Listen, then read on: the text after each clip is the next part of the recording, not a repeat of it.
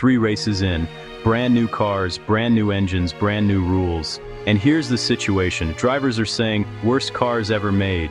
Fans are calling it artificial racing. And one of the greatest drivers on the grid just compared it to Formula E on steroids. So today we are asking the question everyone is debating right now. Is Formula 1 2026 the greatest season we've ever seen? Or is F1 slowly destroying itself? We're hearing both sides. You decide. Let's get into it. What's up, everyone? Welcome back to the channel where we break down everything Formula 1 every single day. If you're new here, hit subscribe and the bell so you never miss an update. Stay till the end because I want your take on this debate in the comments. First, quick catch-up. 2026 brought the biggest rules overhaul in over a decade. Power units now split 50-50 between combustion and electric. The cars shed 30 kilograms. Downforce is cut by 30%. And DRS is gone, replaced by active aerodynamics that adjust on the fly. On paper, it promised closer racing and smarter energy use. Then the grid reshuffled. Audi bought Sauber to enter as a full works team. Ford returned, partnering with Red Bull. Honda came back too, now supplying Aston Martin. 3 new engine players, new tech, new dynamics. It sounded incredible. In reality, the season has been one controversy after another. Let's talk about what's gone wrong, because there's a lot. The biggest issue right now is something called lift and coast, also known as super clipping. Here's what's happening in plain English. The cars need to recharge their batteries during the race. And the way the current rules work, drivers are forced to lift off the throttle mid-straight to harvest that energy. So instead of going flat out from corner to corner, cars are physically slowing down on the straightaways. At Suzuka last weekend, cars were dropping 56 km/h in speed on a single straight. Lando Norris said it hurts your soul watching your own speed fall away like that. Now imagine watching that on TV.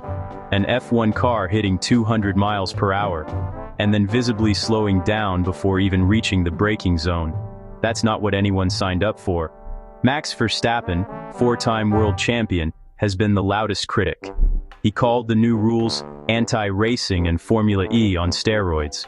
He went even further, saying that fans who enjoy the 2026 regulations simply don't understand racing. Lando Norris, the reigning world champion, said the sport had gone from the best cars ever made in Formula 1 to probably the worst. And then came the social media scandal. After the Australian Grand Prix, F1's official account celebrated 120 overtakes at Albert Park, compared to just 45 the year before. Fans flooded the replies with criticism.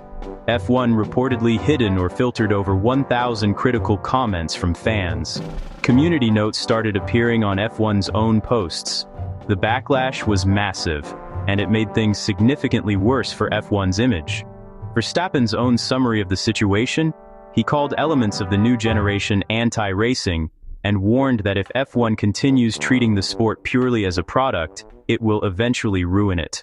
Okay, let's be fair, it's not all bad. Australia saw 120 overtakes, and plenty were proper wheel-to-wheel. The racing is closer. Cars aren't stuck in a 50-lap train.